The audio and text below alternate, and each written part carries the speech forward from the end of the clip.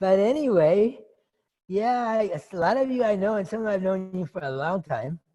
Uh, I haven't taught since the Tara retreat here at Tushita last year, and all these with the COVID, I was supposed to teach in Turkey and teach in France, Fargiogini, and in Spain, and and everything's been canceled, and I can't even go. I'm stuck here in India. There's a lockdown, and who knows when there's going to be flights in and out of India. So it's all a bit weird. And plus, but I wanted to come up and do it. I'm surprised. I thought they were going to have all this like TV equipment. This is my little MacBook Air. It's all, but I guess it's working. So here I am in the Gompo, which is really nice for me after this year I've done alone. Like that. I don't know what else to say. Yeah, it's as usual, it's going to be, I just jump in with chaos. I try to make a point that's what I just do. So basically, the name of this course is Radical Compassion. Radical Compassion is kind of a name for Tonglen. But tomorrow, Sunday, where we really go through the Mahayana path up to Tonglen, exchanging self with others, etc., etc. And so today it's going to be like a general introduction to Buddhism. But sometimes people, myself included, we go, oh, I've heard that stuff a million times, general introduction to Buddhism. But no, things like the Four Noble Truths and the Eight Worldly Dharmas, we need to hear it again and again and again. So the first day is mostly that, and then we'll have question and answer. And as he said, if you need something clarified immediately, you send him a note, and then, because normally when I teach, it's about questions, So first, I teach with questions, lots of questions, so it's interactive. The reason for that is I was a monk for 15 years, and I studied in a monastery, and we had 2-hour-and-a-half-long philosophy classes per day. And the geshe would have one finger on the root text and one finger on the commentary, and maybe sometimes he would give an anecdote. So an hour and a half of that after lunch, after a French lunch, and you just can't remember anything. But when people question it, well, what about that? I don't accept that. That's when you wake up. That's when there's dialogue. That's why they have debate. And I can remember when questions were asked, you have to challenge it. And that's generally a view anyway why many of us came to Dharma in the first place, people like myself. Because the Buddha didn't just say, well, he said quite specifically, don't follow my teachings because you honor me, but you should test like gold. You should. And Lama Yeshe, my root guru, he used to say, check up, check up, check up. You have to check up whatever said. Don't just believe it. So anyway, that's that. And still, I'm some people think I'm the most informal Buddhist in the world, but I always like to do the refuge prayer and the four measurable thoughts, etc. So we're going to do that now, and then I can continue with this, what I'm just talking about. So quiet your mind, and we make a motivation. And this is Mahayana Buddhism. So our motivation, we try to aspire to, is that may I awaken to my highest potential so that I will be effective in benefiting all beings, including myself. Very important that we include ourselves in the category of all beings. Otherwise, we can get to be martyrs. We're working for everybody else, but not for myself. No, it's very important for mental balance. To love yourself and to also work for your own enlightenment, of course. So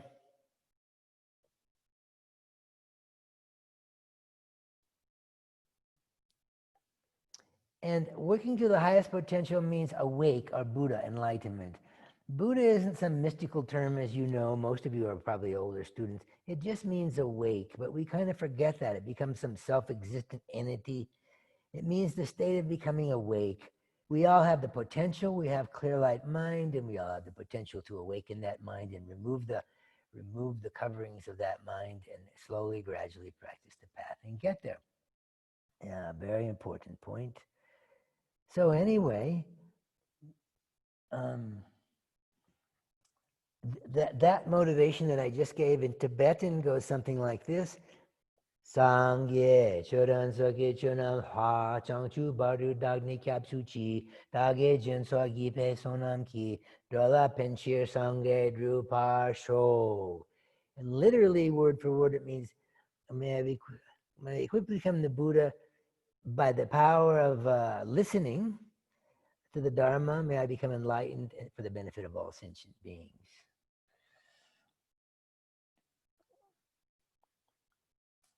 And then the four immeasurable thoughts. I always do these. May all sentient beings have happiness and the causes of happiness. We wish, this can be a whole course. It can be a whole meditation, you know. You wish from the depths of your heart, you wish for others. May all beings have happiness and the causes of happiness. And that's called love. That's exactly Maitri. But Maitri is love that means just that. I want you to be happy just because you exist. Not I want you to, not I love you because you're going to give me something back. Not I love you because you're beautiful. I love you because of this, and you stop giving back, the love stops. No, unconventional love, Maitri, it means wishing that others have happiness in its cause. No bargaining. And then may all beings be free of suffering and the causes of suffering. Now this one is compassion. Literally, the definition of compassion is may all beings wanting to alleviate all beings from suffering in its cause. And you notice there's sometimes they give these and they say, may all beings be happy, may all beings be free of suffering, but and its cause is very important, and its cause. As you study the Dharma, as you learn the Four Noble Truths, as you learn about how afflictions arise, as you learn all these aspects of the Dharma very deeply and understand them, then you know what the causes of suffering are, and you know that that's what I have to remove. That's what has to go. Attachment, aversion, pride, ignorance, etc., etc.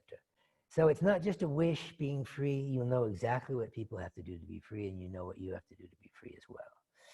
And then may all beings abide in a state of equanimity. No, may all beings abide, never be separated from bliss which is without sorrow.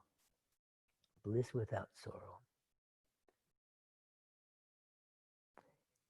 It's kind of a rejoicing. It's called, sometimes the way it's written, it doesn't sound like rejoicing, but we rejoice. We want all beings to be happy. We want all beings not just to be happy, but to be deep within the path and never separated from bliss. We want all beings to be awakened in a really deep sense. And then the fourth one is may all beings abide in a state of equanimity, free of the extremes of attachment and aversion, greed and hatred. And sometimes in the official version, they put may all beings not feeling close to some and distant from others. I leave that out because that can leave a little confusion at first. Because that can leave you with, well, what do you mean I'm going to be close to some and distant from others? You're going to be closer to your family. You're going to be closer to your spouse. You're going to be closer to your compatriots. Of course, it means in terms of working for their enlightenment, everybody's equal equanimity. I will work for Donald Trump's enlightenment even, and Dick Cheney's, I'll work for their enlightenment even. I mean, I know that sounds outrageous, but hey, all sentient beings is all sentient beings. And sometimes I wish even more that they get enlightened so that they can just go somewhere else. You know, they can be gone from this world system and leave us alone. The quicker they become enlightened, the better off the world will be. And so for anyone. But we don't have very many enlightened politicians in the world, quite the opposite. And even when you get one that's kind of sane, it's like a miracle. So those are the four immeasurable thoughts. And then I know this is really short timing, but I always like to read the Heart Sutra, because this is the pith of what is emptiness. And this, how much of it will get explained today and tomorrow, we'll see. The Holy Sutra of the Heart of the Perfection of Wisdom. Arya Bhagavati Prajnaparamita. Read the Sutram. Thus I have heard at one time, the Lord was staying at Rajgir on Vulture Peak Mountain together with a great host of monks and a great host of bodhisattvas. At that time, the Lord was composed in the concentration on the course of dharmas called profound illumination. At that time also the noble Lord Avalokita, the Bodhisattva and Mahasattva, in the practice of the profound perfection of wisdom looked down. He beheld but 5 skandhas, and that in their own being they were empty.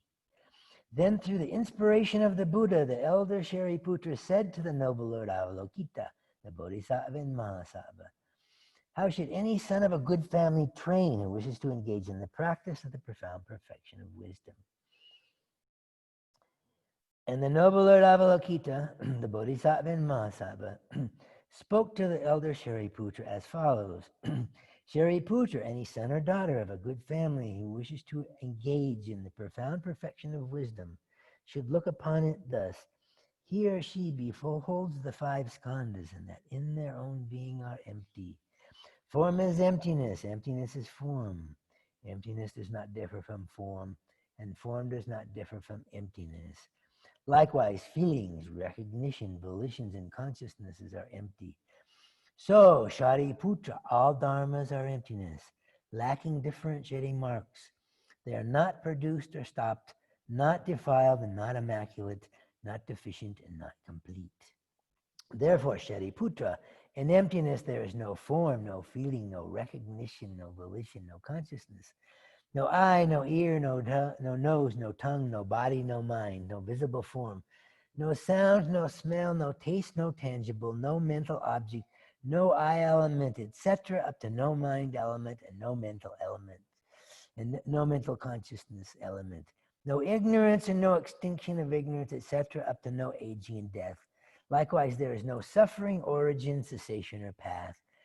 No wisdom, knowledge, no attainment, and no non-attainment. So there we have all of the most sacred things of Buddha Dharma, all the different senses and the sense bases and the sense structures.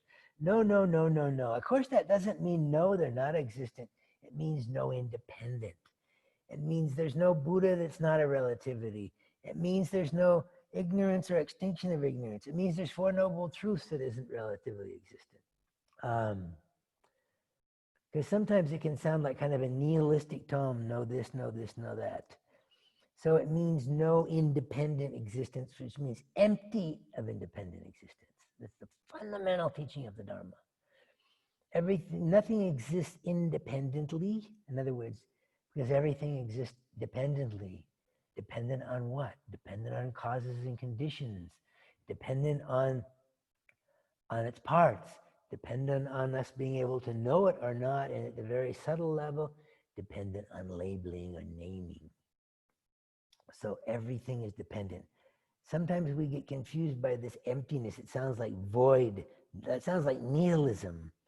But it doesn't mean that at all. It means completely full. It means everything is empty of independent, therefore related to everything else. That's the pith of Buddha Dharma. Anyway, if you understand that one, you're free, you're out of here. But don't do it before you generate bodhicitta, because then you'll take the path of the Arhat. With bodhicitta, that realization will take you straight to Buddhahood. Therefore, Shariputra, because there is no attainment, bodhisattvas abide relying on the perfection of wisdom without obscuration of thought and so are unafraid. Transcending perverted views, they attain in the end, nirvana. All Buddhas existing in the 3 times, relying on the perfection of wisdom, fully awakened to the highest perfect enlightenment. Therefore, one should know that the mantra of the Prajnaparamita is the mantra of great knowledge, the highest mantra, the unequaled mantra, the mantra which allays all suffering, the truth, since it has nothing wrong. The mantra of the Prajnaparamita is proclaimed. Tayata, gate gate, paragate, parasamgate, bodhisvaha. Usually, when we're all in the room together, we say this together 3 times. So, okay, 3 times together, wherever you are. Gate gate, paragate, parasamgate, bodhisvaha. Gate gate, paragate, parasamgate, bodhisvaha. Gate gate, paragate, parasamgate, bodhisvaha. In this way, Shariputra, should the Bodhisattva and the Mahasattva train in the profound perfection on wisdom.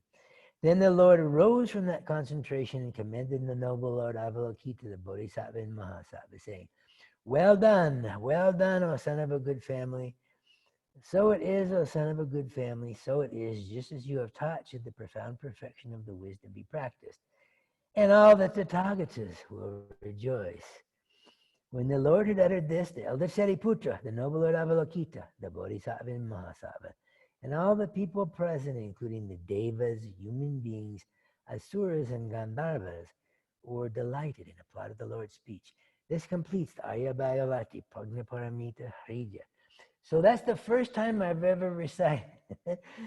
We recited with social distancing, mantra together in the Gampa, It's all a little strange. It's a little hard to grasp actually what's going on in this world these days.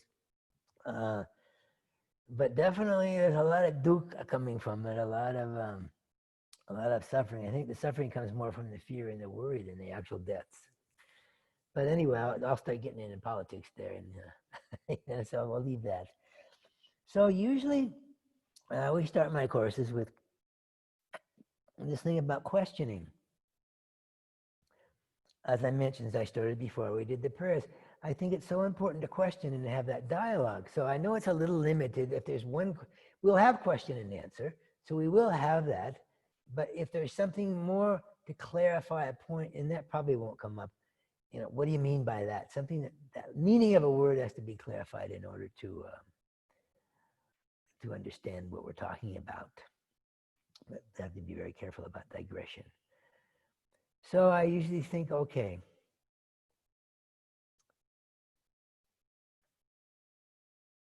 we question, and I like to teach by questioning.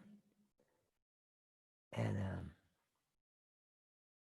so the first question I always ask is, why are we here?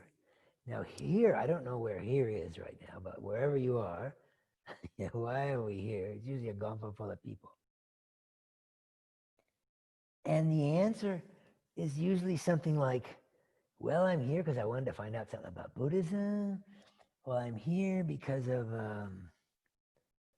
I want to learn something new. I want to learn how to say mantras. I want to learn how to meditate and these things.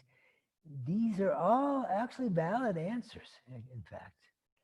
But the fundamental reason we're here, or the fundamental reason for any action we do, is we want happiness and we don't want unhappiness. We want contentment. And that's our motivating action. So our whole lives we spend looking for happiness. And we look for happiness when we go on a vacation. I want to go out swimming and I want to go to the lake. I want to go here, there. We look for happiness when we buy a new car. We look for happiness when we buy a new computer. We look for happiness with really good food that we go out to eat or stay at home to eat. We're always, almost the motivating factor between anything we do is wanting some kind of happiness. And even if it's just service, it's some kind of wanting some satisfaction. And relationships, oh no, we're really looking for happiness there. Oh, I'm going to find, this is going to be the one. Oh yeah, well this will come up more when we start the bodhicitta's, the Tonglen side, like she's the perfect one, he's the perfect one. Oh yeah, So it's always flawed. The whole thing is flawed, fundamentally flawed, this whole thing, because we're reaching outside of ourselves. And happiness has to come from within ourselves. It can't come from an object. It can't come from an outer object. Why can't it come from an outer object? And this is also the basis of the path of Buddha Dharma. Because things that exist outside of us have these qualities. The fundamental one, and the Buddha teaches this on and on, is it's impermanent. Everything outside of us is impermanent. It means changing all the time. The way Buddhist philosophy uses impermanent means changing. It doesn't mean like something can last forever and be impermanent, like our mind or like all phenomena. But it means anything that we're grasping onto outside of ourselves will change. And maybe that's okay. Maybe it'll change in a way that's such that, it won't be a total disaster. But generally speaking, the more we grasp at something being as it appears to us, I want it that way. I want him to be like this. But when they change, they changed, big pain. things break, things get old, like ourselves. The most important permanent meditation is about ourselves, about death. How we're impermanent, all phenomena are impermanent, all beings are impermanent. So, because things are impermanent, the more we grasp, the more we suffer when they change. And then also, and when we learn about this emptiness, shunyata, there's nothing that actually exists outside of ourselves anyway. We're grasping for things outside of ourselves. And actually, we are projecting that value. The value of that thing is actually coming from us. They always use the example that all beings on the planet don't like chocolate cake, and some Chinese people would go, when they grow up, if they got with a thick frosting and all that, they go, yuck, this is very strange food. This is like if we go eat escargot for the first time, we think it's strange. Or if you go to one of the Chinese airlines and they stop it and you get a buffet and everything on the buffet looks like it's slimy and it's not what we're used to. So it's we project that's happiness from our side. We like that particular thing, and certainly with that particular person, we project that they're beautiful or they're not beautiful or whatever. So fundamentally, the whole thing is flawed. Because as long as we're going outside of ourselves, we're never going to find satisfaction. It's not possible. It is not possible. You might for a while, but often it's a balancing act. Keep it happening, especially with a relationship. It's almost a miracle. It doesn't mean one can't go with the change. Sometimes people accept the change right away. Well, then they're not grasping at things being a particular way. They don't get upset when somebody changes or something happens a little different. They're not so fixated. So then that comes down to the cause of happiness is not outside. So then where is the cause of happiness? It has to be inside. What does inside mean? It means the mind. Buddhism is about the mind. Yeah. It's all about that.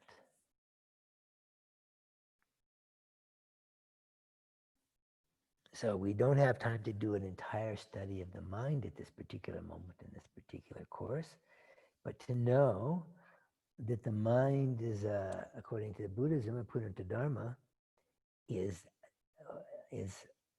all of our experiences of consciousness, mind, cognition, all the different levels of experience, etc., like that. They're all mind produced.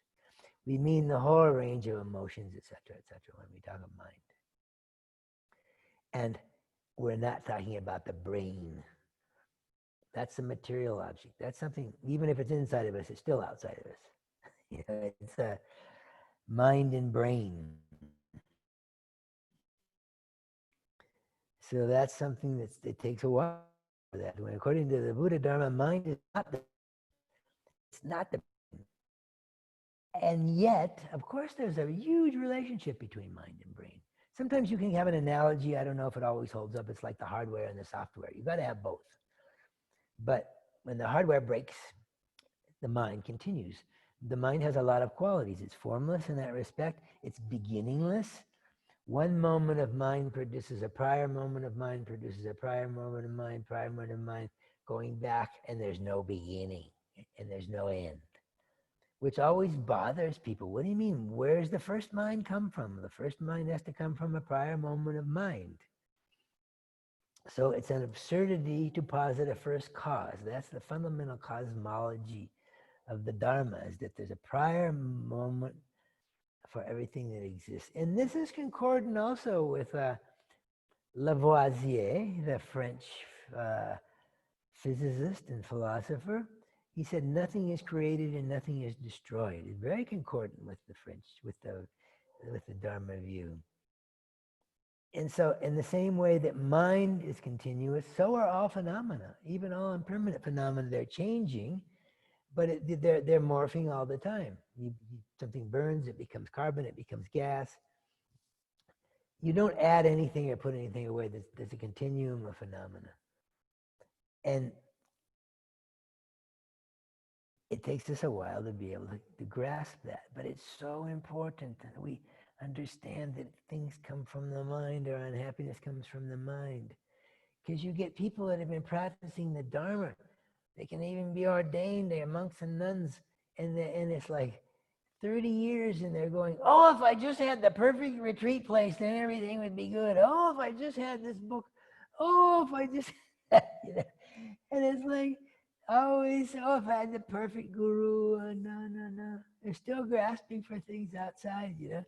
And instead of going, having realized that problems come from the mind. It's a big realization, and it takes time to really understand it deeply. So when we talk about, when we look at things, they're impermanent. So what we're getting at right now, we're looking at outer things. They're impermanent, they change all the time.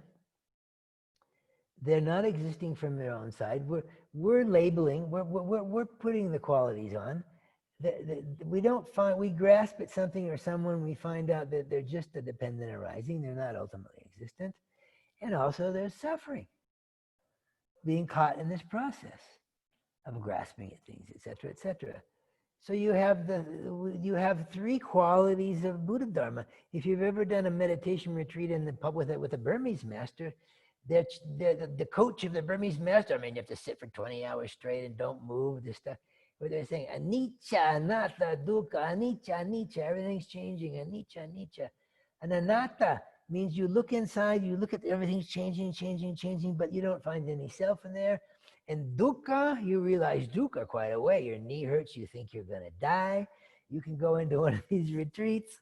And I did a Goenka retreat once, way back, it was way back. And you're a beginner. He's the one, by the way, who used to say, he like the coach would be saying, anicca, anicca, anicca, this deep voice. And the last meditation of the evening was 1 hour long, and you promised you would not move. I will not move at all for 1 hour.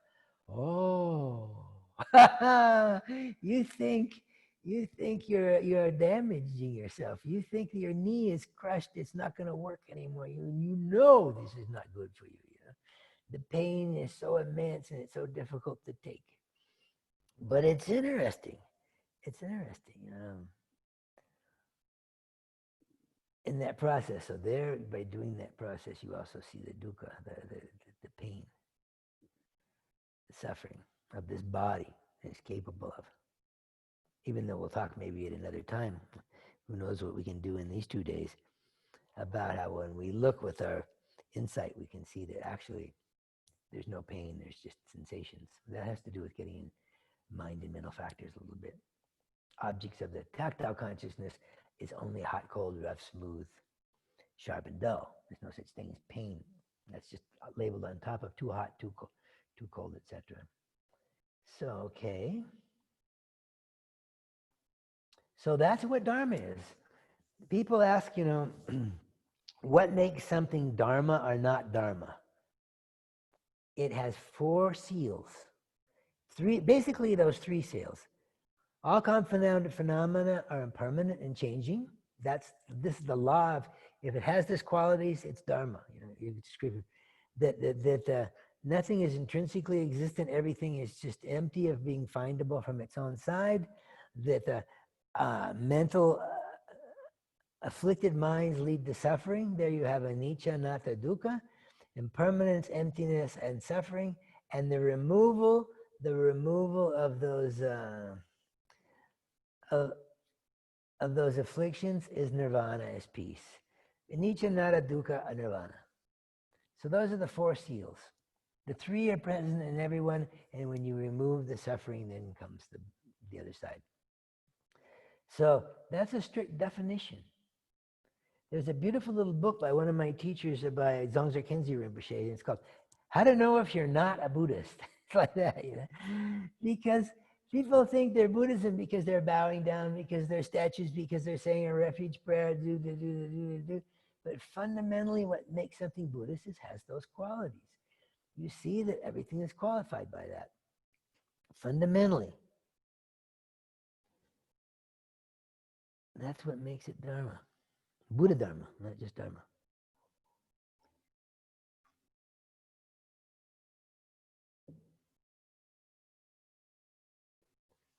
So then, so what is not Dharma? There are these things called the worldly Dharmas. In my first courses, I got these for my first course at Lama Zopa Kopan in 1974. And they're called the worldly dharmas, and they are pleasure and pain, loss and gain, pleasure, pain, loss and gain, praise and blame, euphony and defamation. So if you take those 8, on the positive side you have pleasure, and then on the negative side you have pain. You want pleasure, you don't want pain. We'll start with that one. So it's a worldly dharma.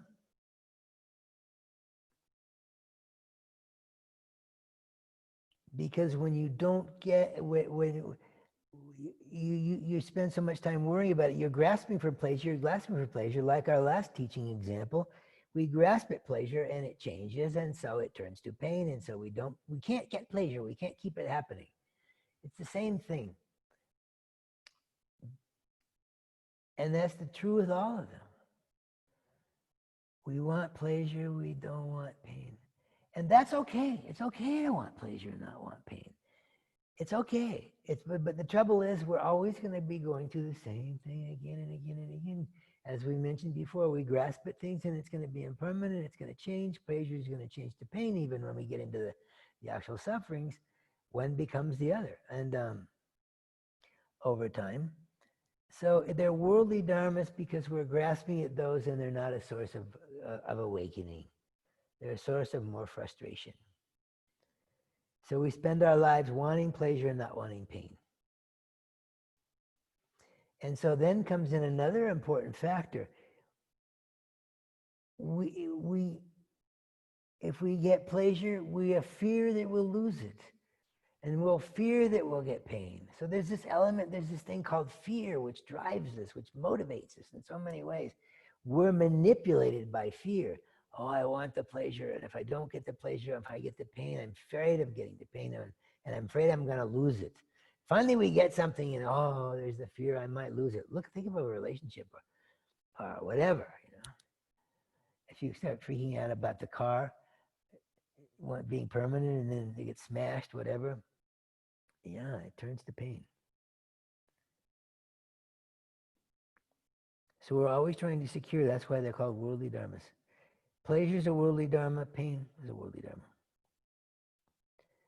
And loss and gain. We want to gain. We don't want to lose. So we spend an incredible amount of our time trying to secure that. Same, just like the other. They're all the same in how they function. We want gain, we don't want loss. And if we get gain, then we're afraid we're going to lose what we gained. And so we're afraid of the loss. We're afraid of loss. Oh, I might lose something. I might this, I might that. Huge amount of energy spends on already just with these 4. Huge amount of energy wanting pleasure and worrying we won't get it, and worrying we'll get pain. And with that lot of energy, it usually comes in the form of fear or this thing called hope. Now, there's a positive kind of hope. But this is a kind of hope that just says, I wish it would be different. I just hope everything turns out to be perfect. I just want everything to be perfect. Yeah, it's like not realistic, I hope this will last forever. So it's that kind of hope. And then praise and blame. We want praise. We love it when people praise. We feel so happy when we get praise. And then when we get blamed, oh, we can go, it's the end of the world. We can go really, really into deep states. Horrible with any of these. And then the last one is, good reputation. We want euphony and defamation. We want to have a good reputation, and we don't want to have a bad reputation. So with all of they're called worldly dharmas because we spend worldly energy trying to secure these things, trying to secure my pleasure, my gain, my praise, etc., etc. We want it to continue, and then when it goes the other way, we go down so quickly. And it's huge, isn't it? It's huge how these things affect us. Even just praise and blame. When someone praises, oh God, it feels so good. It feels so good. Oh, and then if somebody just blames us for some little thing, oh, it can ruin our day. It can ruin our month almost. We get so attached to these states. So we're constantly trying to balance something that you can't balance, you know? And same thing with bad reputation. So there's this fear running through it, the fear that the good's gonna go away, we're gonna lose it, we're gonna lose it. You know, it's like a huge amount of energy, huge amount of energy. So those are the worldly dharmas, and they can be reflected on. When I first reflected on them, when I met Kopan, when I'm this brand new, I'm kind of this hippie who's never missed a day without a joint in my life, you know, and there I am sitting listening to Lama Zopa in the tent. It was back then, it was a tent. And I used to give it the 8 worldly dharmas. In fact, my first course in Kopan with Lama Zopa Rinpoche, for the first weeks he talked about the hell realms, he talked about the 8, and he talked about how Lord Atisha, who brought the new translation to us to Tibet, who brought the Dharma to Tibet, the second turning of the wheel of Dharma, how he came from this family in Bengal. He was a prince, and his princely house had 100,000 swimming pools. So and that was going on for like, and then so much of the first time I met Kopan, and you're going, oh no, you know, I can't remember. Say, please stop this, you know. Some people go, I was happy when I came here. Before I came here, I was happy before I heard him talk about the Four Noble Truths and all these problems and suffering. I used to be happy till I came to this stupid course. But people actually say that. And he just laughs. But anyway, you had to hear it again and again and again. What's Dharma, what's not Dharma?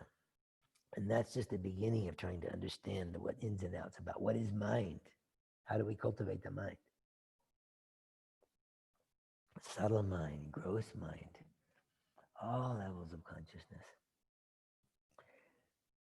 Buddhism is the story of a study of mind, and like my Lama Yeshe used to say, it's a study about your mind. When he come to a course, he says, this course is about your mind. It's not about me. It's not about Tibetan magic and mystery. It's about your mind. Very, very important.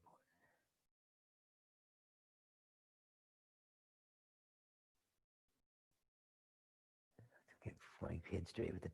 We go 5 to 6:30, and then question and answer, isn't it? We can do that however we want. We can question earlier or not. I'm just trying to get a grasp on things in terms of topics this first day. And then sometimes I like to come back to this thing about so many people like myself got involved with Dharma because the Buddha said, don't honor me, don't accept my teaching because you honor me, you test it like gold. And so you test it with reasoning. You observe and you see how things are impermanent. You can test for yourself. You can see that, well, this is truthful. This is provable. Even emptiness is provable. You can prove that everything is a dependent and arising. You can't show to anything that isn't dependent. It isn't dependent on its parts. It's not dependent on causes and conditions. It's not dependent on you knowing it, somebody knowing it. In the Greek philosophies, they used to say, if there's a tree falls in the woods and nobody heard it, does it exist? For Buddhism, it doesn't exist. If something's not perceived by anyone, and that includes, you know, enlightened beings, etc. It's a moot thing to say that it existed or not existed. Somebody has to know it. And so then we take what is the essence, and then we can question as we go throughout the path. And it's very important to keep doing this because we have this phenomena where we're grasping. We said that the mind is beginningless. It's absurd to posit a form of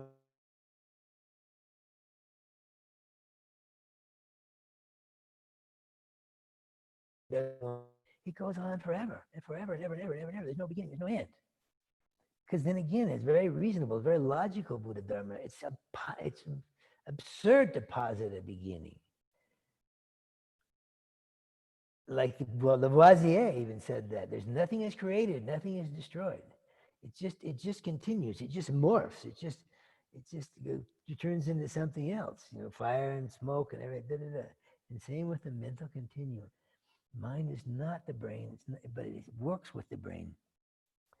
But it's beginningless. And when the brain dies, the mind continues. This is a fundamental aspect of Buddha Dharma. It's based on that. And then we are born in other situations, etc. And so we go around. This beginningless mind circles throughout different states of existence. They divide it grossly into 6. There's heavenly realms, and there's asura realms, and there's human realm, and then there's the lower realms of animals and ghosts and hells and lower states. And how we go through all these different states again and again, and fundamentally they're all mind. Everything comes from mind. So that's our situation. And so then maybe we want to question that. And we goes, what do you mean? How do you know this is rebirth? Then there comes some things that are really important to learn. When I was a monk, some of the first things you learned is, it's called epistemology. How do I know things? This really helps in this stuff. Fundamental epistemology helps in the study of Buddha Dharma. Well, basically, there's kind of 3 divisions. You can know something directly, like you can know that water is wet. You touch it, it's wet. Something's hot. It's a direct perception. And then secondly, we can know something by inference. That where there's smoke, there's fire. Where there's combustion, there's going to be some kind of smoke and fire. And the third aspect of knowing is that we just take things on faith. And we're talking about all scientific knowledge. We're talking about geography. We're talking about everything we know. We kind of take it on faith. We haven't experienced it. I've never been to Australia. I don't know if Australia exists or not. I take the word. I take the word. I got a lot of Australian friends. I saw one of them might even be online here. Google that. This is great. So he's an Australian, but so they're supposed to be Australia. But we don't know. We don't have direct perception. So we take the word of other beings in geography books, etc. So it's important to know that there's very little that we can know directly, and there's other that we can know by reasoning. And most of what we know, we take on faith. Why is it helpful to know this? Because we get presented with something in Buddhism. Well, I don't believe that. And there's some things you have to take on faith until you can prove it. And people will say, oh, I don't want to take anything on faith. But then you turn around and say, well, you take everything on faith. You take the Mendeleev's table of the elements on faith. You take the existence of everything we take on faith. We take it because somebody else, there's a discovery in science, or if something exists we can't directly perceive, we can't be there. We take it on somebody else's word all the time. And then we find out even scientific paradigms are all changing quite a bit. They're changing.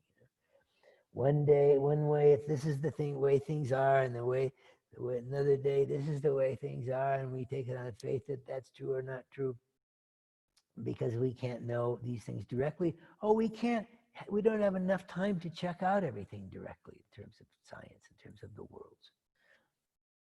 We don't have time to visit Australia and every other country in the world. People try to become travelers, but other knowledge. And this really helps in the study of Dharma, because we say, oh, I have to believe this. I don't want to believe. I want everything to be proven to me. Well, we can't. Rebirth is hidden. It's a hidden phenomenon.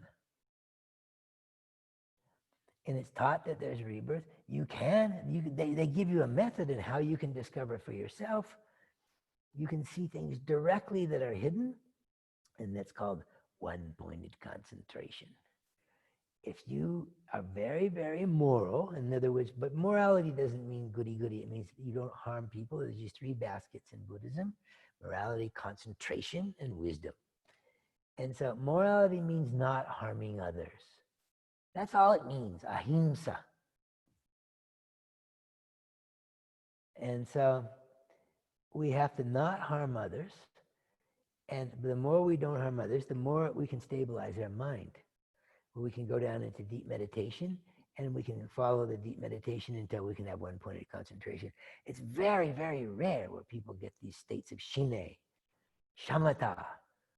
You even get a few of those stages because you have to work at it and work at it and work at it.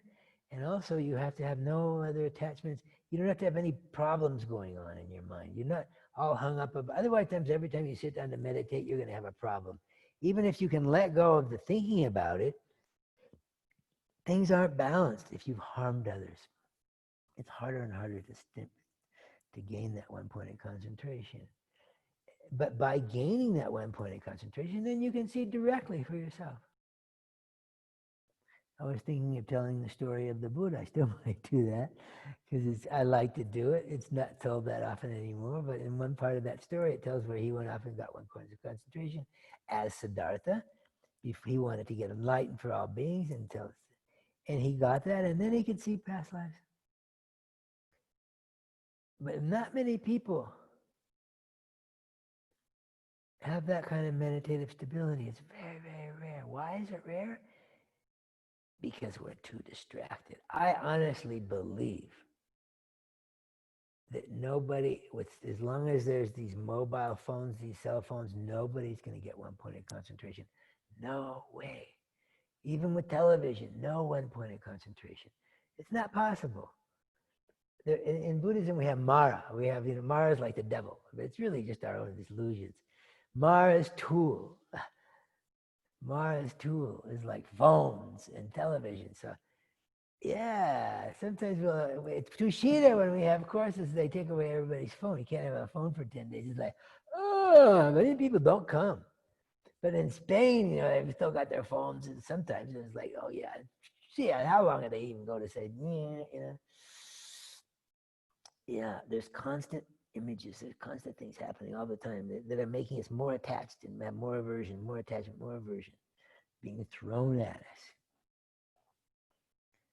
So maybe I will just tell the story of the Buddha at this particular point. And because in the story of the Buddha, which isn't just the story, it includes very much that aspect of things. So,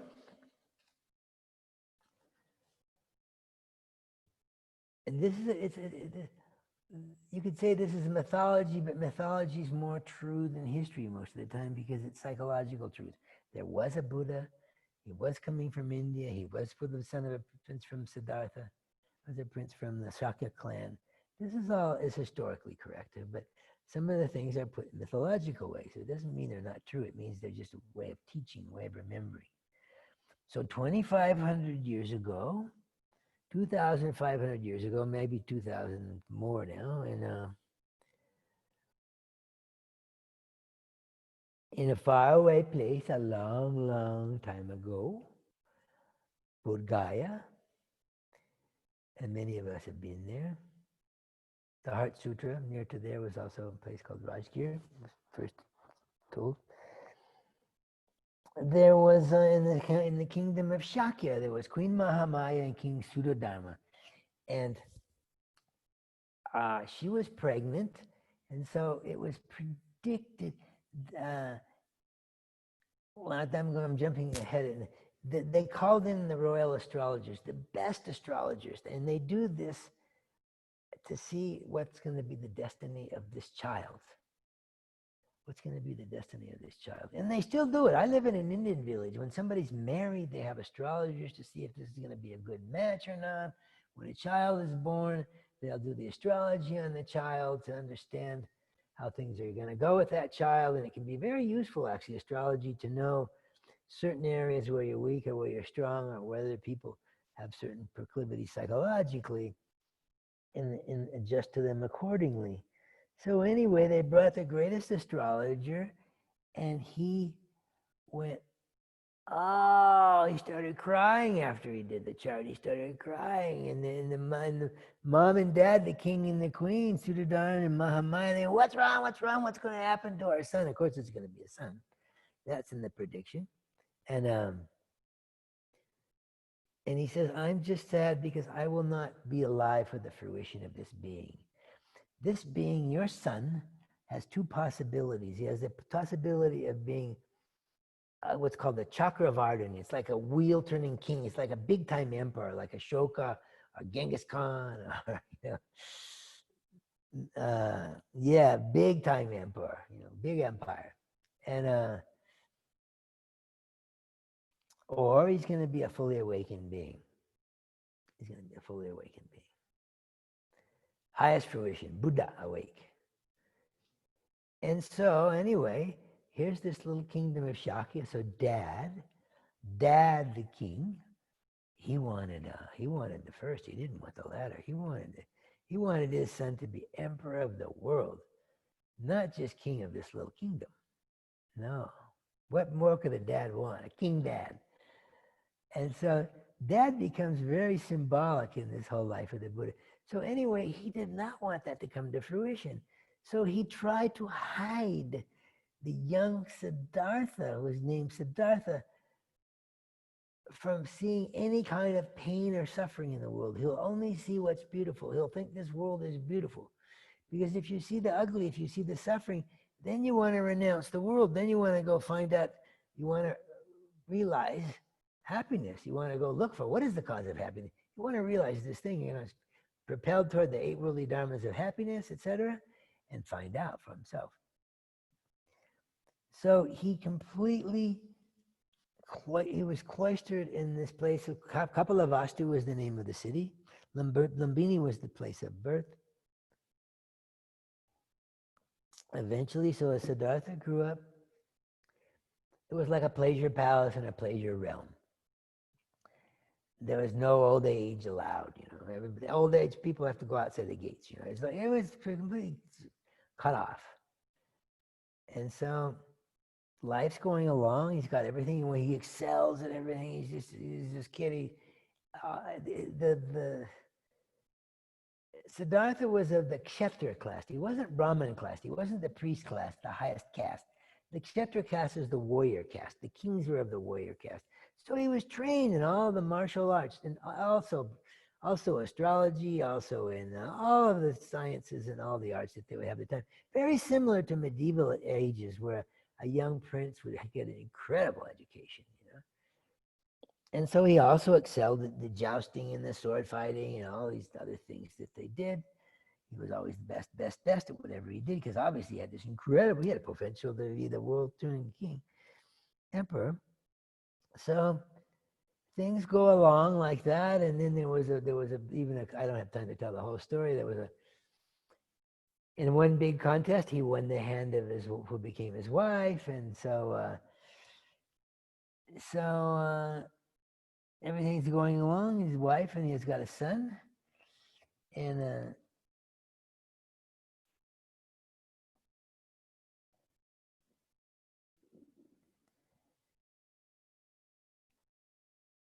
everything was perfect, so supposedly.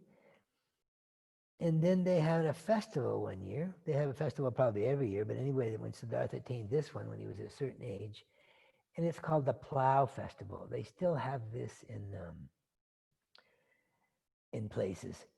So everything is about life. The plowing and the sowing of the seeds and harvest. The two big festivals, because if people live or die, if they have a good harvest or not.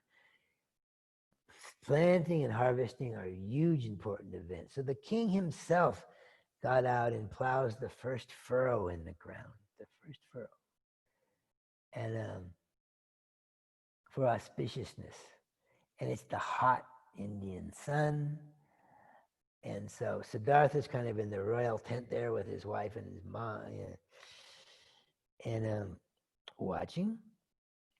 And as the plow went through the earth, it was slicing at worms. Worms were being cut in half, and then they sit and they just kind of wiggle like this. You've seen a worm cut in half. They don't look very happy. They look flapping. And then the sparrows came down and ate the worms, And then the hawks came down to attack the sparrows. And so you had this whole scene in this young Siddhartha. It awoke something in him. This is a scene of serious samsaric suffering, isn't it? Like, one thing eats the other, et cetera, et cetera, et cetera. It doesn't look like a happy scene, this harvest festival. So anyway, it disturbed him. It disturbed him for some time. So he wasn't very content after he thought about this, and he started thinking about things more. And so he's wondering what goes on outside the walls of this castle. It had to be a big castle. Although when you go there, it's not that big. So you know this is kind of mythological. It's not mythological. That doesn't take anything away from it. But anyway, the idea is he thought about it and he thought about it and he thought about it. And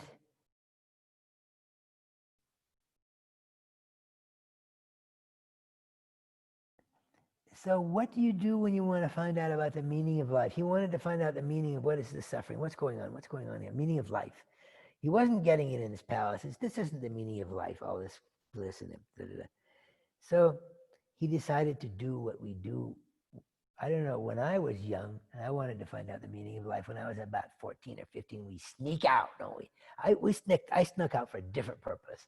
But Siddhartha wanted to find out what's outside the walls. So he had one friend that was reliable. He has to have this one friend. He can't play with everybody else or he'd quickly learn about suffering. And that was Channa, his charioteer. So with Channa, he went out one night to the eastern gate of the castle, the palace, the area, the royal area. And he sees a man that's old and broken. Old and broken. And he goes, what's wrong?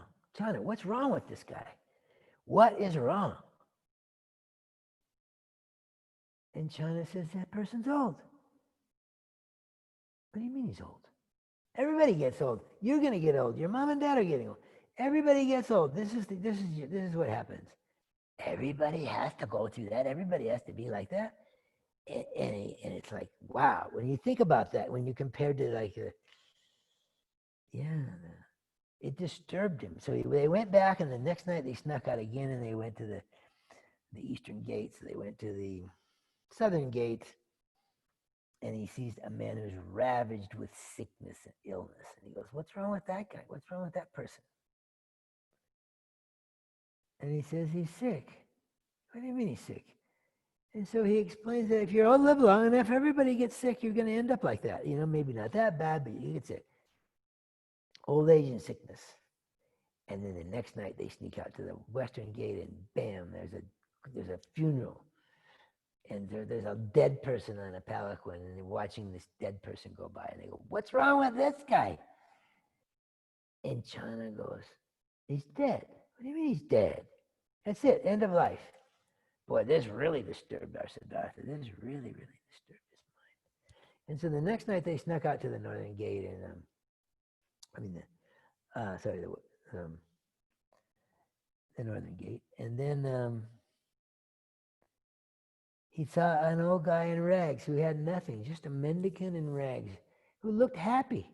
He just had his raggedy clothes, and he's walking along. And why is that? What's that guy? He's skinny. He looks almost starved, but he's happy. He says, this is a mendicant. He's looking for the meaning of life. He practices his dharma, and so he's searching. He wants to know what the meaning of life is. And so then after with these three, this really disturbs Siddhartha. It really disturbs him. He's thinking about it. I'm going to die. Everybody's going to die. What does this mean, everybody's going to die? Mom and dad are going to die. My wife's going to die. My son's going to die. I'm going to die. Problem. There's a problem here with this reality. I don't like it. I got to find out what's going on with this, And I don't know, it's so profound when this is put this way, because it's hard to do a death meditation. But you think of seeing it for the first time and you've never seen or heard of it. It's like, what is that? What is that? I've never seen sickness. I've never seen, etc. It's powerful. That's why these mythologies and there's truth, but this part of this mythological, you reflect on that. It's very powerful for our minds. Yeah, I'm going to get old sick. I'm going to get sick old age and die. What am I going to do about it? Yeah, that's why we get involved with Dharma. That's it. We want to overcome sickness, old age, and death, isn't it? That's what we want to do. And so we set out on our little journey to India to find out the meaning of life, sort of, Maybe we're just looking for the worldly dharmas of happiness and pleasure, etc. But, eventually we might run into this one. Many of us did at the lamas, etc. So anyway, what happened then is this was bothering him all the time. Siddhartha was not happy. And so his dad sees that he's not happy, the king, and he goes, "Hey, son, what's wrong? What's wrong with you? Why are you so sad all the time? I'll give you anything you want. I'll give you anything you want. It's yours." And so Siddhartha goes, "Okay, Dad, I want no old age, no sickness, no death. For me, you and Mom, my wife and child. That's what and everybody in the kingdom. No, and that's what I want. Give me it now. Give me it now, And so you said you'd give me anything." And Daddy goes, this is a very troubled situation here. How are we going to keep this kid in the palace if this is what's going on? So he did the ultimate thing that we do, the ultimate escape. And we all know about the ultimate escape, don't we? The ultimate escape is we throw a party. We have a party with every drug and every wine and every woman and man and every music, etc., etc. The ultimate anesthetizing experience. And it's the ultimate samsaric experience as well, as we see, as we look at this. So we're escaping. And so he throws this huge thing that could have been out of a Fellini Satyricon movie. It was such a big party. The best of the best, And so, but Siddhartha didn't have anything to do with it. He just wanted to stay. He wanted to stay with his wife and his child and say goodbye to them, because he was saying that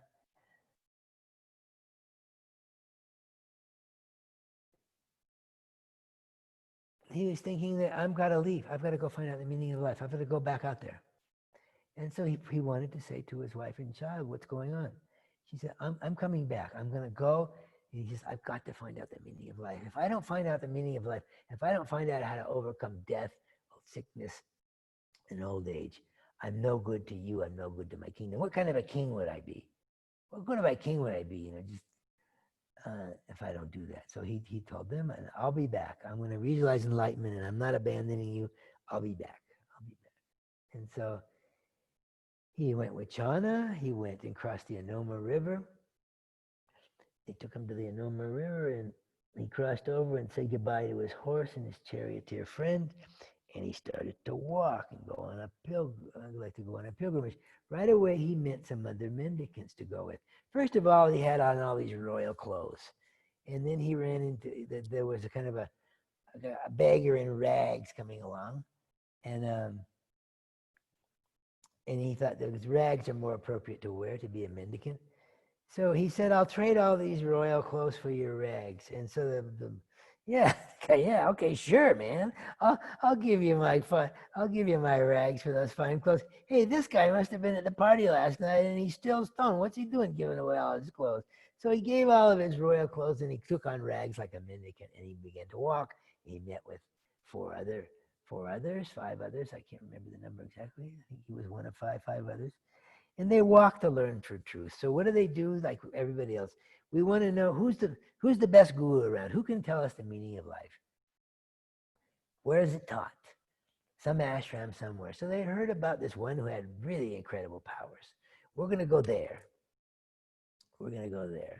So they went to this ashram, and what this person taught is he taught one-pointed concentration. And so they went there and they went through, they'd given up the pleasures. They've given up this worldly life. They weren't involved inappropriately with anyone. They're living morally. So they're in a perfect position to gain one-pointed concentration. And so they practiced and he practiced, and this master had never had a student like Siddhartha. So what he did is he got there's these different levels of absorption. There's what we call shine in Buddhism. It's like You quiet the mind, and there's 9 levels of shamatha shine, and you go up, and then you have access concentration to the first jhana or absorption. They call them dhyanas in the Mahayana Buddhism. They call them jhanas in Pali Buddhism. And they're the absorption states where all these powers come. Like right away, these powers come, like being able to see your past lives, et cetera, et cetera. Each, the depth that they go in their meditation, they have more mental powers. It's all about focusing the mind. So he did it perfectly. And so he attained right up to the 4 form absorptions perfectly and had all these spiritual powers. They're so blissful. Usually they're so intoxicating that you think, I've made it, I'm enlightened, I'm awake. I've met people like that. I've met people in my life. They got a little bit on the path of a meditation to where they had some one point of concentration that was blissful all the time. There was one with some Chinese friends of mine who became monks who had all, and he thought he knew more than they have, but he thought he knew more than the enlightened being because all these things that come with practicing one point of concentration, blissful mental powers, etc. So he said, nope, I'm going. This is not what I came for. And the master went, please stay. You can be the head of this ashram. You can be the head of the whole thing. I'm old. You're perfect. I never had a student like you. He says, no, I came to find out how to overcome old age, sickness, death. That's my job. That's what I came for. And so he goes, they go on. And they go on, and then the next ashram they go to, and they find someone who takes them to the next formless absorptions, the highest, deepest meditative states you can imagine. They're so beyond us. They're so blissful. They're inconceivable. And then again, he had all the powers, right up to what they call the peak of samsara, which is the peak of this kind of meditation, meditative absorption. I mean, no pain, is total bliss all the time. All the clairvoyances come, all the powers over the body come. It's inconceivable, but most people, when they even get a taste of these, they think, I'm enlightened. I've done it. I'm blissful all the time. I can read everybody's mind. I know more than anybody. But no, you're not free. It's still big eye grasping. So he attained that state, same thing, and he says, I'm going to find out the meaning of life. And so he started walking with the other mendicants. And then they practiced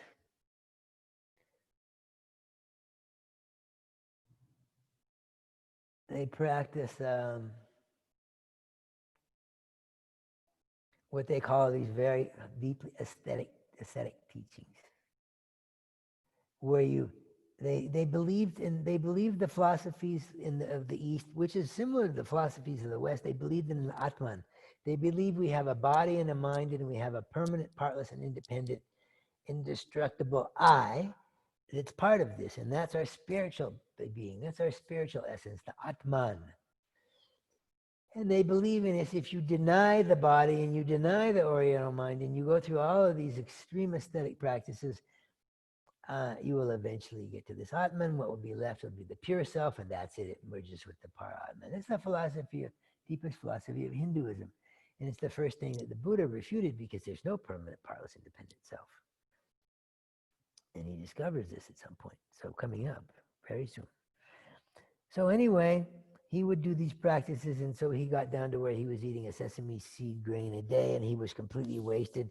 He was leaning against a tree with just his sinews. I mean, if you've ever seen this statue that comes from the museum in Lahore, many Dharma centers have pictures of it for statues, where it's just a skeleton.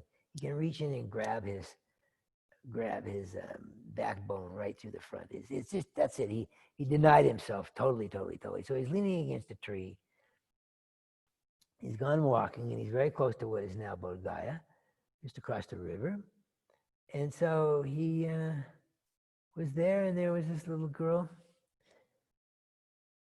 Sujata, and she had milk rice. She was taking it to offer to some of the spirits. And she saw this guy, and he's a spirit, obviously, and he's like, ah! She saw this kind of guy there, and he's alive. He's not dead, he's alive. And there he was, and so she gave him the milk rice.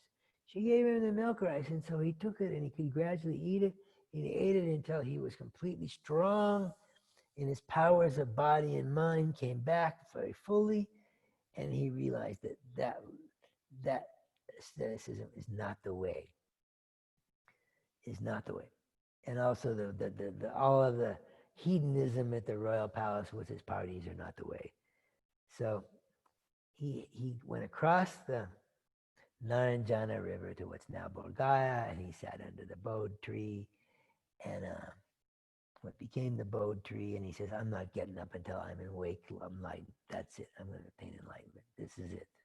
This is it. And so he went deeper and deeper and deeper. In his first watch of the night, through the power of his concentration, he saw his past lives. He had the power already to look at the past lives. And going back, he saw no beginning. And he saw he was born and he died, got married, divorced, this and that, killed, old age, sickness, death, again and again, repetitive for himself. And then he realized that this is just empty. And so, boom, it was the great renunciation. And then in the next watch of the life, he saw other people were being propelled by their actions back through again and again and again through all these lifetimes. And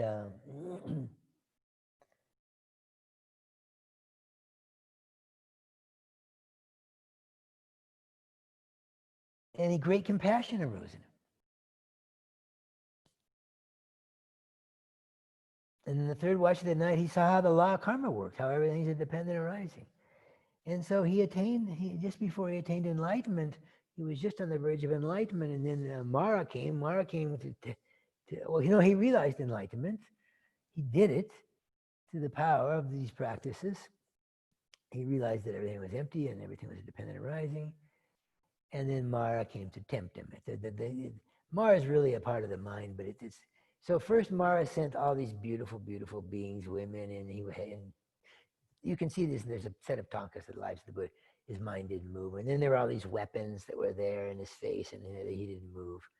And then finally, nothing moved Siddhartha. And then finally, there was a question. It was like a trick question that Mara asked: how do you know you're enlightened? Maybe you're delusional. How do you know? And you have this mudra, earth-turning mudra. Bam, enlightened. Earth is my witness. He attained awakening. And so he thought, I don't see how other people are going to realize this. How are they going to want? Nobody's going to want to give up old age, sickness, and death. They're not going to want to give up all of their worldly things in order to practice like this. There's not much hope. But then it says that the gods came, Indra came, and Brahma came and said, no, please teach, please teach. I said, some people will follow this path. And so, and then he walked to Sarnath, and gave his first sermon, which is the Four Noble Truths, the first teaching of the Buddha. First teaching of the Buddha.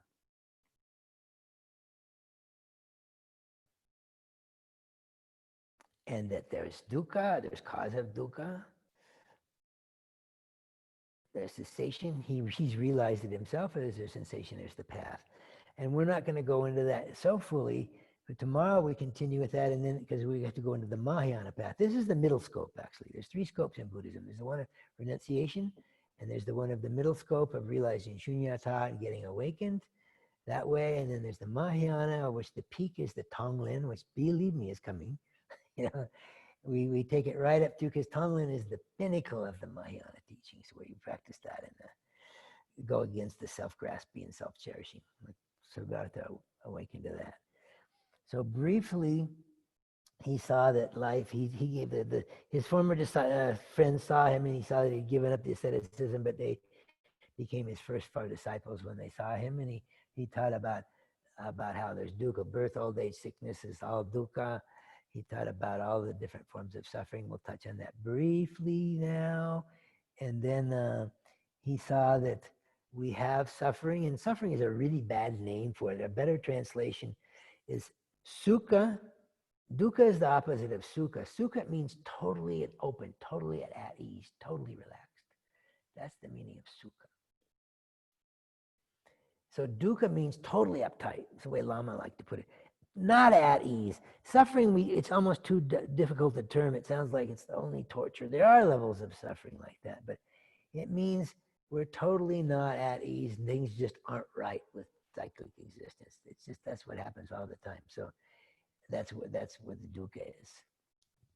And then the Buddha did list off all the kinds of old age, sickness, death, separation from what you desire, all of these different things that cause incredible suffering. And he enumerated them, and we should meditate on them and the things that happen.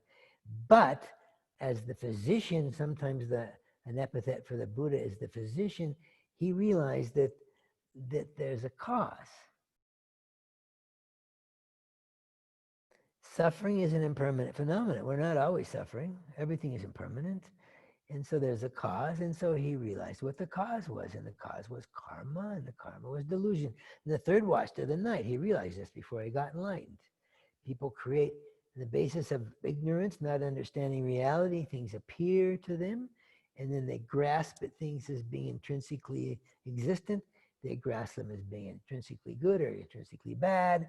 And so they go up and down through these cycles and cycles again and again. And so out from grasping things that way, it comes anger, unattachment, pride, jealousy. And so all of the dukkha comes from those two things he saw. And he saw that it's possible because there's a cause of this dukkha. That we can remove that cause, and that cause is ignorance. The misknowing of reality is the basis of all. This is the whole path that we taught.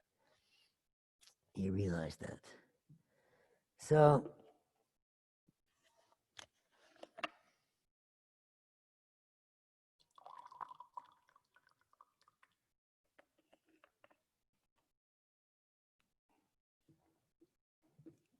in very much brevity, he saw that if you realize this shunyata, you realize that everything's a dependent arising. That causes the cessation of suffering, and everything else is the path leading to the cessation of suffering. And I'm going to go kind of quickly through the path, and we're going to take the path right up to Tonglen tomorrow. So there's a first couple of teachings on the path. We've got a Lam Rim paper maybe that was given to you. It's the Lam Rim text that comes out of the Lama Chopa I use. I've got a copy of it some here, but anyway, I know it. So the first one is, no, I want to read each verse.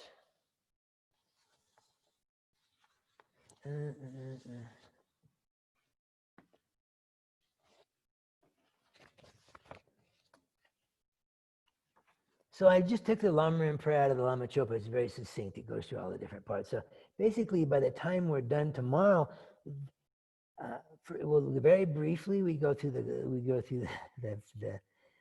lower scope path, which has already come as part of the story. And then we go through the middle scope, which is the Four Noble Truths, and then the higher scope, which is how to generate bodhicitta, how to generate the bodhi mind, the pinnacle of which is exchanging self with others, and Tonglen, the compassion.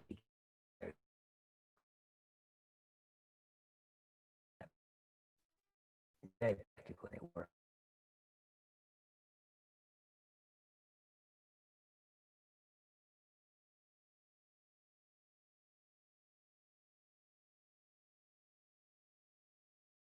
First one of them is, O holy and worshipful Guru, supreme field of merit, through my offering and devoted request, to you, protector, root of all well-being, may you gladly care for me, inspire me thus. Something went off. Was it a bell or something? Is that? We got a little bit of a connection problem, but now it's working. Okay, so it's still functioning? Yeah. It's going. I hope some people are still out there. They came here to hear about dukkha and the Four Noble Truths. They want to go right into Tonglen. The whole day tomorrow is spent on that aspect of the path, but we're going briefly through the path. And the story of the Buddha is really, really worthwhile because it the cause of suffering is attachment and aversion, and all the other permutations of that. And the root cause is ignorance, which sees things as intrinsically existent from their own side. So until we can realize and uproot through one-pointed concentration, like Siddhartha got one-pointed concentration, which is quite rare, to be able to focus the mind to realize that what our path is that from the misknowing of reality,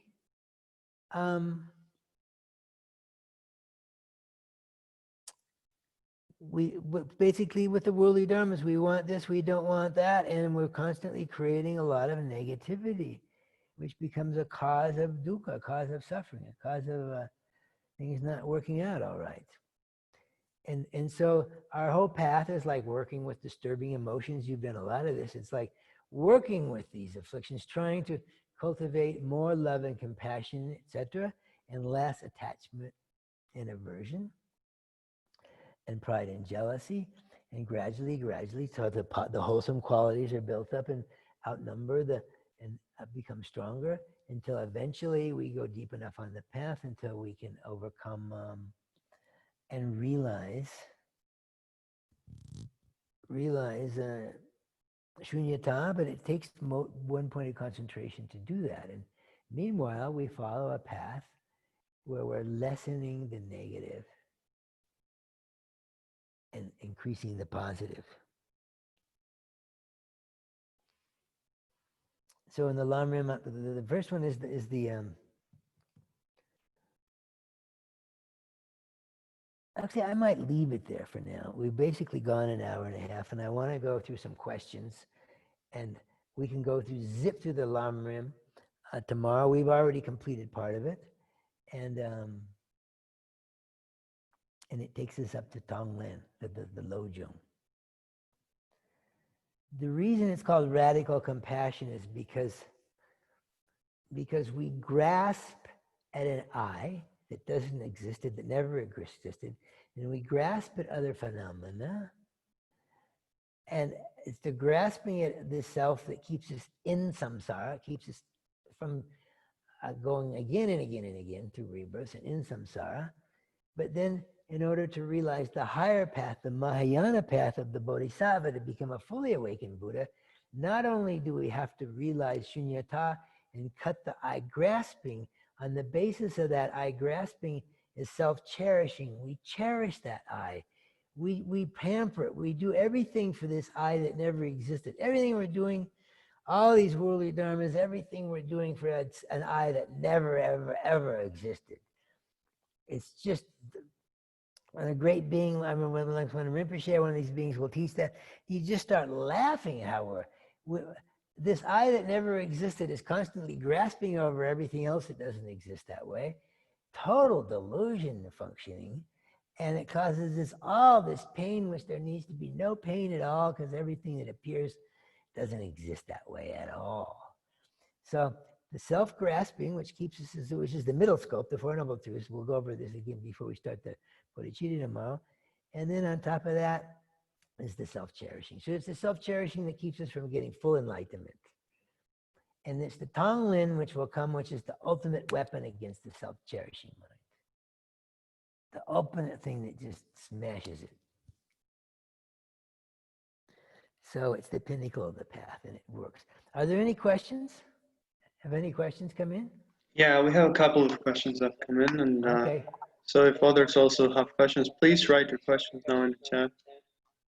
I'll start by unmuting Kapil. Muting who? Hi. Kapil. Good evening, everyone. Good evening, Neil. My question is about seeking knowledge. Since I have started following the path of Buddhism, I'm always seeking knowledge, and I'm always reading books, listening to a lot of discourses. Somewhere I'm getting attached to that idea of seeking knowledge, and I'm actually looking forward to get more and more knowledge and more learning. And somewhere I'm feeling that I'm getting attached to that idea of seeking knowledge. So is it okay to be attached to that thing, or if it is not, then how can we control that? Okay, that's a very, very, very good question. Very, very good question. Because we can go through all the things we're attached to, and one of the biggest things we're attached to is our views. And then we get attached to, we take on a new view, the view of Dharma, but it's meant to be practiced. It's meant to be practiced, and we can get so much into our, we kind of edify the very I that doesn't exist at all, but we believe it exists. We edify it. I have so much knowledge, and the more knowledge we get, the better we feel. It's another of the loss and gain, pleasure, pain things that we want to gain knowledge, and we get attached to our knowledge, and actually it's just the same. It's just the same. Attachment is attachment, because then if we don't get satisfaction from that, and we won't get ultimate satisfaction, the only thing that's been discovered by the Buddha that will help us be free from cyclic existence is realizing that this I that gets attached doesn't ever exist that way. It's just we're like a walking hologram, basically, you know. And so it's more stuff to get attached to, but some of these marvelous things that you probably read and study are meant to be practiced. They're meant to be practiced as tools to attain awakening. The real tools, the fundamental tool of awakening is one point of concentration. Yeah. And with that, we can investigate the mind at a deeper level. And the other things are to inspire us. There's different paths, like in the Gelug school, which I don't really, never signed on the dotted line that I'm a Gelug, but anyway, there's almost an overemphasis on knowledge and more knowledge and more knowledge, but also the Tsongkhapa, the head of the Gelug, behind who was the greatest scholar in the history of Tibet, you know, just easily. And so he was also a yogi. All that study and all that understanding was meant to be put into practice. It was meant to see that nothing exists away. Some people have to follow that path of logic to see that there's nothing there. You know, when you analyze, there's nothing there that's intrinsically existent. What I'm grasping at is just a chimera. It's a bubble. And meanwhile, we invest so much into that learning that we become very attached to it. There's a phenomena in this Gelug school, and it's called the Geshe, and they're wonderful, those Geshis. And they invest like 35-year study program. It's even maybe a 40-year study program. And the thing is, they become so invested into it, it might not be, there might be other paths that are better, that aren't so academic, but you'll get more and more invested into it. And then, but it's so important that you're practicing as well. The great Geshis, I've met some great Geshis, they were yogis. There's a little stupa down the hill from me here. It's again one of Geshe Rabden, one of the teachers, probably the greatest Geshe ever to come out of Tibet. He also had one point of concentration. So basically, we have to lessen our attachment to everything, including all of our studies and the academic side, because also it's not what's going to free us.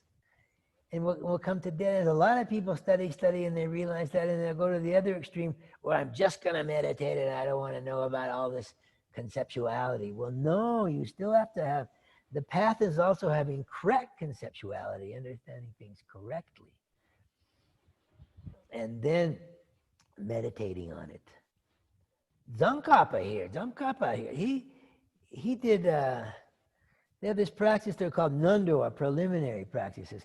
And the whole thing is they remove a lot of the obstacles. There's purification. There's two aspects to the path. There's purification of the negativities, and there's accumulation of the positive energy, whatever you want to call it.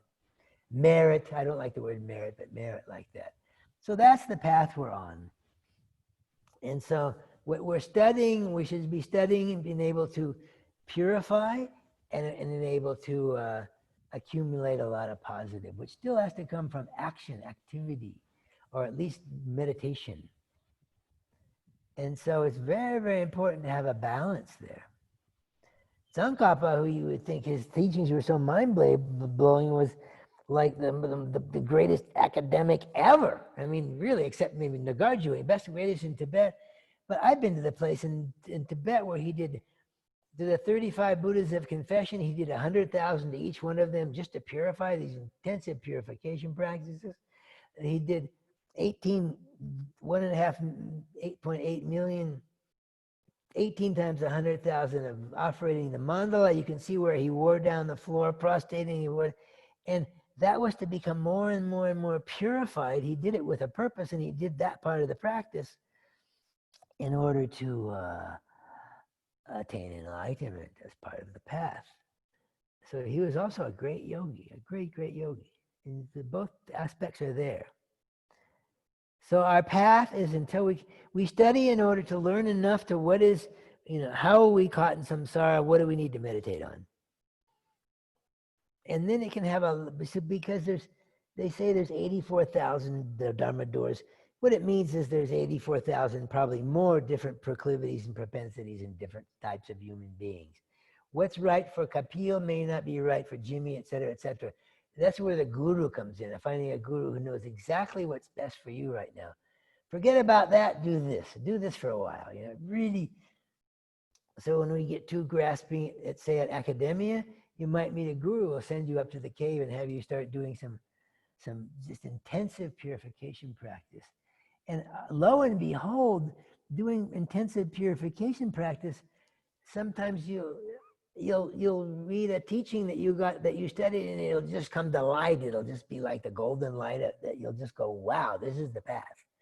Even for someone as low end as me, I did these Nando practices, these 100,000 prostrations. I did them way back. I did them before I was ordained. I was a monk for 18 years. I was a better practitioner than as a layperson. And so while I was doing these practices, I would take a difficult text like reading the Diamond Sutra. And I'd read it normally, or heaven forbid, a Lam Rim text. And I'd be going to sleep when I read a Lam Rim text.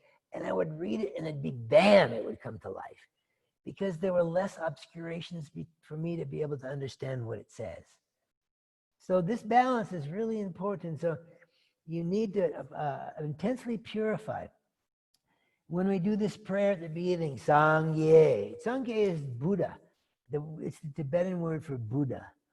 And Buddha, Sang means the one who has purified everything that needs to be purified. And Ye means one who has taken on all the virtues.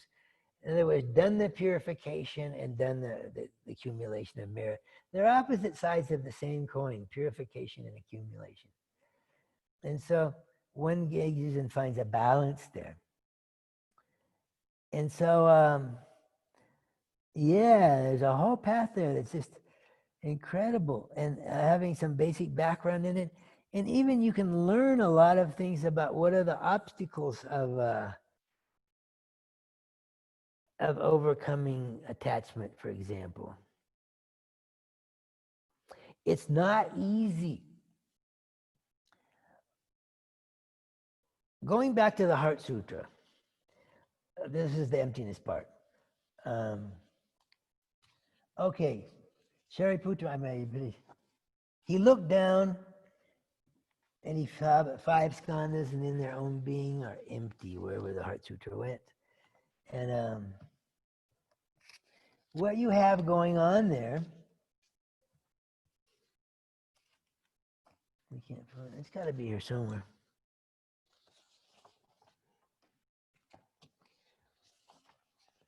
Sorry for this. Okay, the Heart Sutra.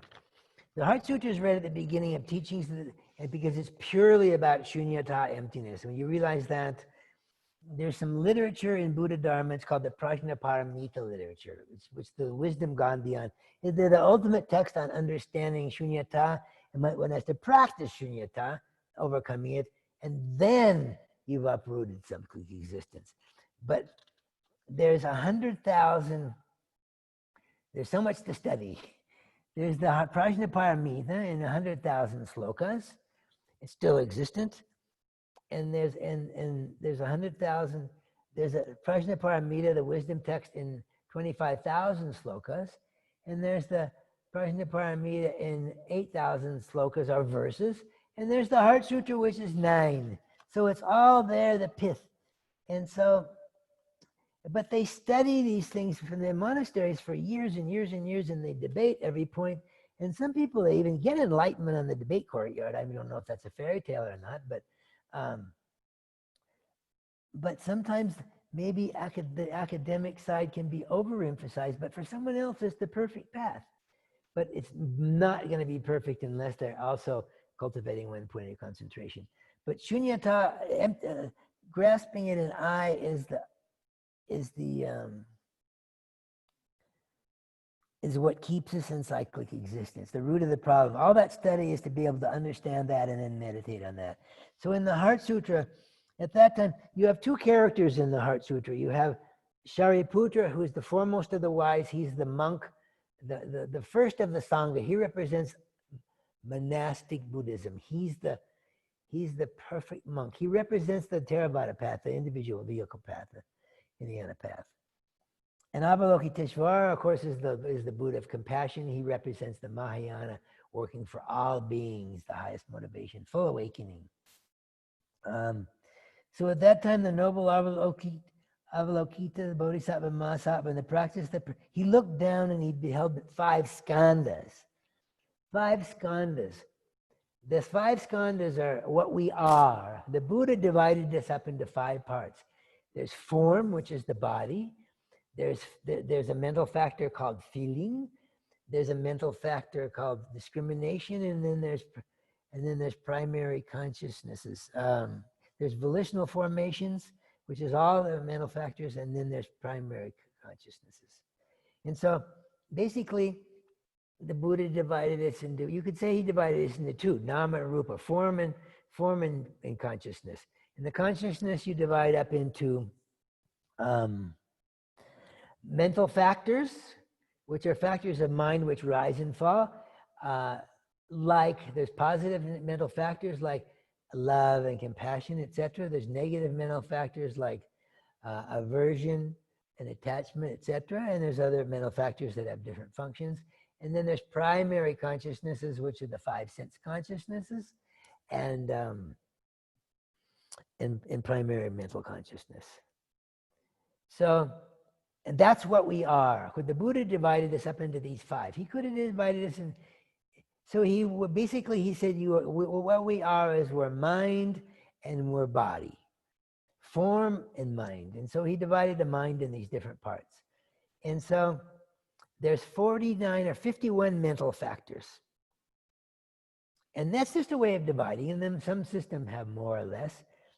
But he took form, he looked down and he saw the 5 skandhas. Form, and the next one was feeling, which is only one of the 49 mental factors. And then form, feeling, discrimination, many different translations for this. And then the other 49 mental factors he lumped into something called volitional formation and primary consciousness. And so he said these are heaps. Sometimes they're translated as the 5 aggregates. Skandha just means heap. It's like a pile of dust. We're a pile of sand. We're a pile of form, all of our parts. We're a pile of feelings. We're a pile of discriminations. We're a pile of all the other mental factors and a pile of primary consciousnesses. And so the reason the Buddha used that language is because we grasp at these 5 heaps as being self-existent, me, I. We label self-existent I to that. So he used this heaps example. And he looked down and he beheld the 5. And why did he use one full mental factor of feeling and one mental factor of discrimination? And all the rest of the mental factors he lumped together. His feeling is the mental factor, is that when something, it's not the way we use feeling. When something appears to us, anything that appears to us until we're enlightened and realize shunyata, everything appears to exist from its own side. It exists to be intrinsically existent. And the next thing that kicks in, we get a feeling about it. It appears to be an inherently existent good or inherently existent bad. Desirable or undesirable. And so then discrimination discriminates what's discriminated. It's the next one. It says, I discriminate. I want the desirable. I don't want the undesirable. It discriminates. So those first two skandhas are the cause of samsara in many ways, because something appears to us, we immediately judge it to be positive or negative or neutral, but in this case it's positive and negative, and then we want the good, we don't want the bad. And so that's what keeps us spinning in samsara. So, but it's the wisdom of this Heart Sutra, the wisdom of Shunyata. Remember when I was going through the eight worldly dharmas, loss, pain, pleasure, pain, between all of them runs fear. Fear I won't get what I want. Fear I'll get what I do. And so anyway, in this profound practice, that they also look down at everything. Everything is empty. Form is emptiness. Emptiness is form. So he looked down Avalokiteshvara and saw that all these things are dependent arisings. They're empty of being intrinsically findable. And he goes through everything. And all dharmas are emptiness. All phenomena, in this case, dharma means lacking differentiated marks. They're not produced or stopped, not defiled, not immaculate, not deficient, not complete. So we study that. This is part of our studies, and now it's time to realize it. And so, therefore, in emptiness, there is no form, no feeling, no recognition, no consciousness.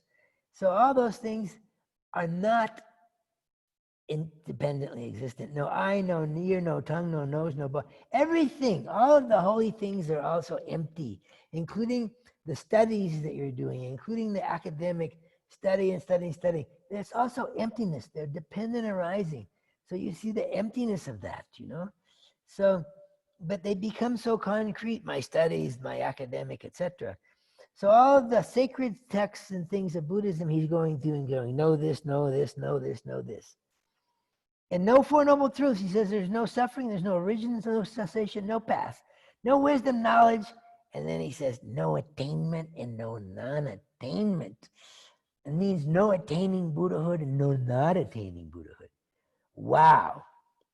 So, and therefore, Shariputra, because there is no attainment, Bodhisattvas abide relying on the perfection of wisdom without obscuration of thought, and so are unafraid.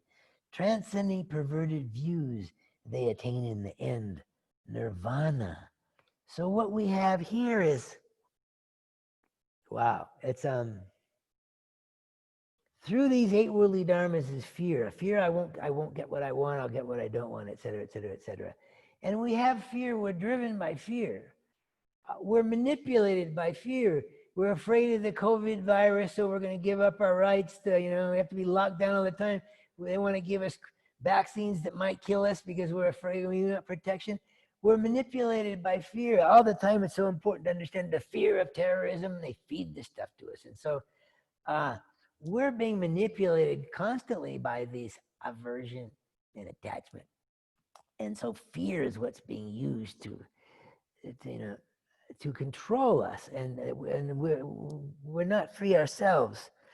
And so until we realize shunyata, we're going to realize there's not even any attainment, there's no enlightenment and no non-enlightenment, there's no attainment, no non-attainment. And only at that point the bodhisattva overcomes all fears. And that's good to know, because we have all these fears coming up about we're not getting what we want, anxiety, all this suffering. Until we realize shunyata, we're going to have that.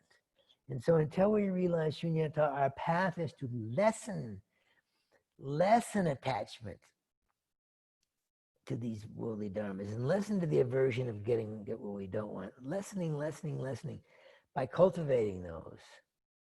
And we get more and more open, more and more spacious. But one of the things we're giving up there is also attachment to the studies, the ideas. They can be the deepest attachment, to the ideas. And so we've got to also see them as being a dependent arising. And the aforementioned someone who can show us which one of those things that we study can we practice. Sometimes even the simplest thing is enough to get someone enlightenment. Depends on their mind. That's where the guru comes in. We'll talk about a little bit of guru tomorrow because it's the root of the path. It's a topic that people don't like to talk about, but you get someone like Lama Yeshe who goes, you study and you go practice. You study this text, you go do that text. You practice this, you don't practice that. Lama Yeshe was amazing that way. Oh, wow. It was like the big thing we were all doing all the song was the Vajrasattva purification practice. It's the ultimate practice for purification. And one friend of mine, he was more academic in a sense, but he liked pure kind of like insight meditation because the rest he couldn't deal with the ritual and stuff. And he was very bright. So Lama Yeshe says, no, you don't do that. You go meditate on dependent arising. You would meditate on that, That's what you'll get. You'll go crazy with sitting there ringing your bell and visualizing lector coming in, purifying. And different things for different people. Exactly what's your practice? So,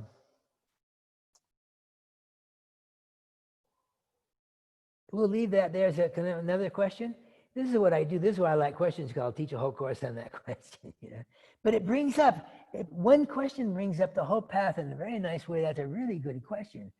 Because we have attachment, and some people think, oh, I'm not attached. I'm not attached to sex. I'm not attached to drugs. I'm not attached to rock and roll. But I'm attached to my books and my study and academia. I'm not saying that you are particularly, but there's something that takes us further. Where there's a point where we might know enough. We need to practice and start learning other ways of letting go. Is there another question? Yep. I'll unmute Austejas now. Who's there? Hello. Hello. Who is it? I want to ask, I heard the Buddha story many times from different Tibetan teachers, and all of them put the story a little bit in a different angle. Because, for example, when we was in another course, Drolma shared a little bit different story with you. Why is that? The story of the Buddha? Story of the Buddha, about Buddha, yes. Oh, there's very many. There's elaborate stories of the Buddha. There's elaborate examples of it. That basically he was living basically there's so many ways of telling you. It's mythology, but it's based on fact. So there's lots of different ways. There's a book by Ashvaghosha where he goes into all the other teachers that he met along the way, etc. But basically, fundamentally, the thing was the prediction. He lived the palace life, and at one point he realized he wanted to find out the meaning. He went to the 4 gates, and they even say that someone sent those things down as divine manifestations so that the Buddha would leave. So there's lots of different versions of the story, but is the essence there? Giving up the worldly life, wanting to find out the meaning, wanting to overcome old age, sickness, death. That's fundamentally the path. The life of the palace, and went out to find that, met the gurus who took him to the deepest stages of realization. And finally, under the tree, he realized that the middle way, the basic middle way, is the middle way between hedonism, which was the life of the palace, and the extreme asceticism. Both are extremes. And then when he took the milk rice and went, neither of those are the path, and he sat under the tree. But when he sat under the tree, it was very useful because he had the tool of one-pointed concentration. He could look back the first watch of the night and see he'd been reborn countless thousands of times. And this is where the real renunciation came. Imagine, when I even think about that, imagine looking back and seeing yourself being born and going to school and dying, and again and again and again and again and again, life after life after life after life. Maybe it's time to be free of this. And when you do that, any particular birth that you're identified with doesn't seem so concrete. You're so attached to things from this life, whatever they are, and you tend to be less attached to this particular life, really realizing impermanence, that I'm going to die and there's another life and another life, and wanting to be tired of this. And so the example of the Buddha is fantastic. That example has to be there. There's lots of ways you could probably tell parts of the story. There was also one where the brother came and gave the kusha grass. There's different ways of telling it, but basically living the palace life of hedonism and renouncing that, and renouncing extreme asceticism, the middle way between those two. And then there's many middle ways in the Dharma. The one we have in our philosophy is the middle way between seeing things intrinsically existent and non-existent. nihilism and eternalism. So yeah, lots of different ways of telling the story. But there's for the example, fundamentals. But for Pardon? example, out of compassion, great Tibet Allah was we return into this world out of compassion. We return again into samsara, and maybe we have to generate the same attitude to want to return into samsara and bring benefit to others. Absolutely, we want to do that. Absolutely, we want to do that. Where that comes in the story is he realized he wanted to. I'm gonna overcome old age, sickness, and death. I'm gonna come back and save my family and everybody else. And also, when he got to the 3 watches of the night, he went back beginningless with his own life, and then this great compassion arose when he saw everybody else's life who was being born and dying and born and dying, born and dying, and great compassion arose in him at that point. And then in the 3rd watch of the night, he realized that what causes all this is how everybody dependent arising. That's all. Compassion was already there. The story itself isn't coming out of particularly the Mahayana, but that aspect does. Absolutely. But there's 3 scopes in the Buddha. There's the lower scope, which the great compassion bodhicitta doesn't come into it yet. And there's the middle scope, which is what we're going. And then tomorrow, the higher scope, we're going the ultimate ways, the way of generating great compassion, which is the low jong of exchanging self with others in Tonglen. But throughout, whatever we do, it's out of balance. This is why at the beginning of every session, we do the refuge that I want to get enlightened for the benefit of all beings. And that's also why we went through like the 4 immeasurable thoughts: love, compassion, sympathetic joy, equanimity for all beings. So it's got to be there the whole time. But definitely at the level of leaving the home and wanting to get enlightenment, it's still, that's coming straight out of the Theravada, where he wanted to leave home and he become an arhat, which is lacking the bodhicitta. Not that arhats didn't have compassion. I don't know, I hope that makes some sense. Yes. So, is there one more question? It's 7 o'clock. Yeah, we have one more from Kathy. Yeah. Let me see if she's still there. No, we have Peter Persia, she's not there. Okay, she gave up. She got bored. Yeah. Wait, let me check once more.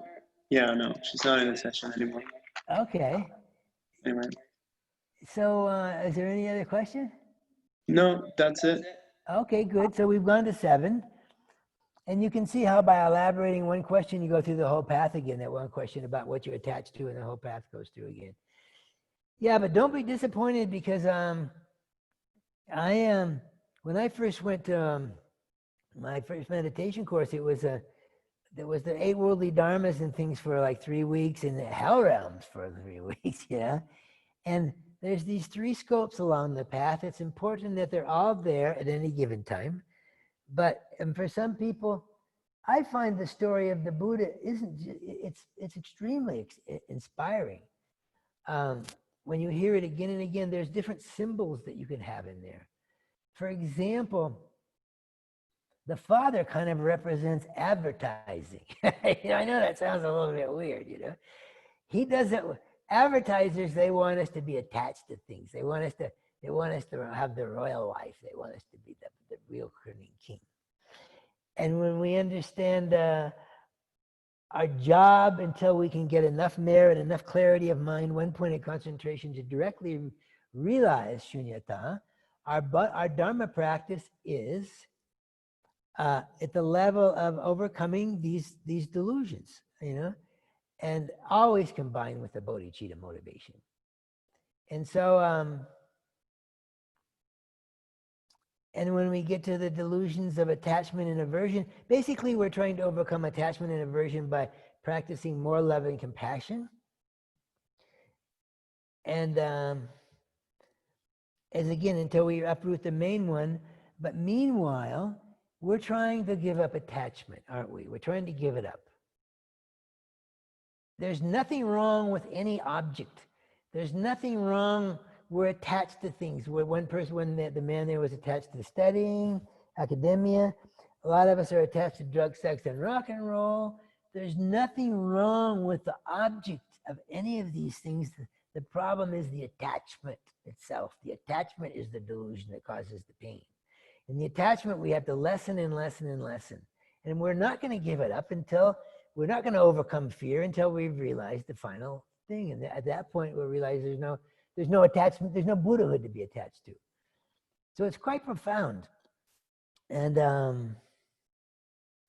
like one thing that I always like to go through with attachment is we're trying to give up attachment, but we're in a world of multi-trillion, billion-dollar industry that wants us to be more attached to products. It wants us to want this and not want that.